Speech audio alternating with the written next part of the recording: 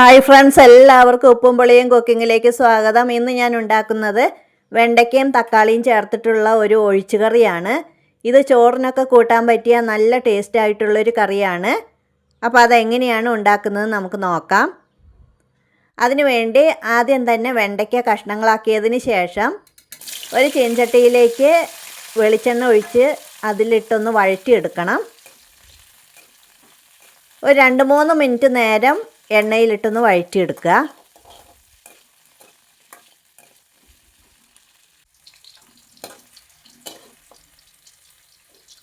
ഇപ്പം എല്ലാം വഴന്ന് കിട്ടിയിട്ടുണ്ട്. അതൊരു പാത്രത്തിലേക്ക് കോരിയെടുക്കാം.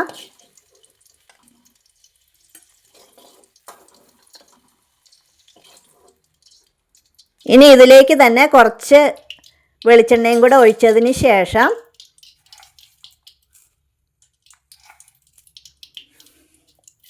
അതിലേക്ക് 1/2 ടേബിൾ സ്പൂൺ ഉലുവ ഇട്ട് കൊടുക്കാം.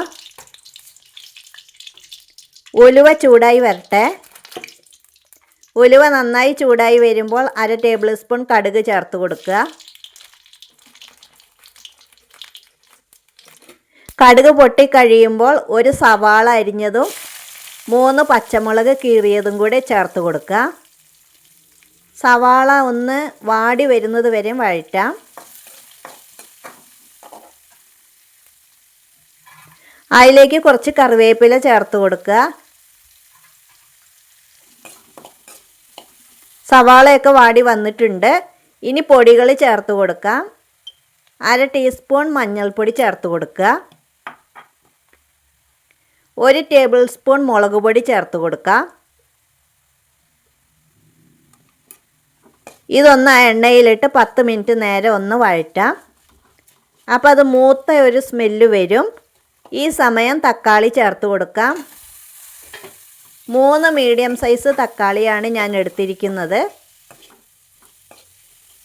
അത് അതിലിട്ട് 1 മിനിറ്റ് നേരം ഒന്ന് വഴറ്റാം. ആവശ്യമുള്ള ഉപ്പ് ചേർത്ത് കൊടുക്കുക.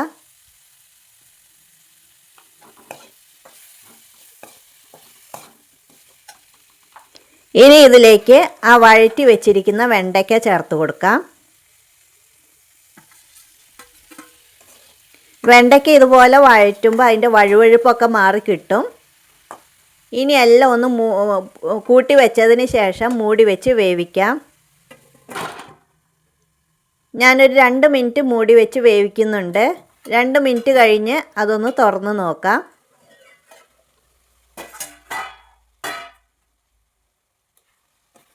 കുറച്ചും കൂടെ വേകാനുണ്ട്. അതെല്ലാം ഒന്നും കൂടെ ഇളക്കിയിട്ടതിന് ശേഷം ഒന്നും കൂടെ മൂടി വെച്ച് വേവിക്കാം.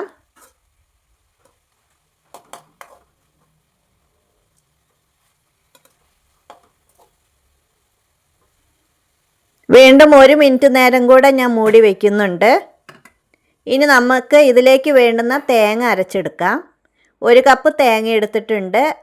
അത് മിക്സിയുടെ ജാറിലേക്കിട്ട് ഒന്ന് അരച്ചെടുക്കുക. ഇതിൽ വേറെ ഒന്നും തന്നെ ചേർക്കുന്നില്ല.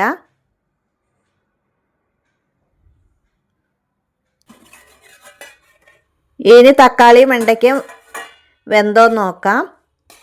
ഇപ്പോൾ ഇത് വെന്തിട്ടുണ്ട്. അതിലേക്ക് തേങ്ങ അരച്ചത് ചേർത്ത് കൊടുക്കുക. മിക്സിയുടെ ജാറ് കഴുകിയിട്ട് ആ വെള്ളം കൂടെ ചേർത്ത് കൊടുക്കുക. നമുക്ക് ആവശ്യത്തിന് ചാറിനുള്ള വെള്ളം കൂടെ ചേർക്കാം.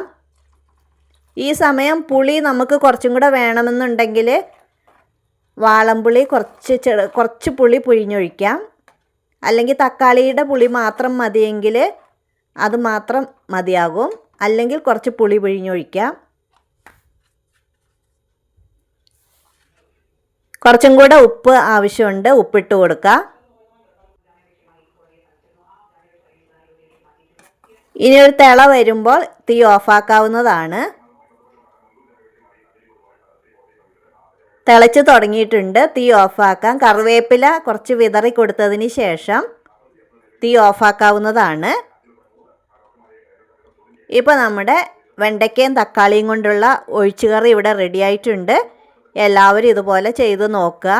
Thank you.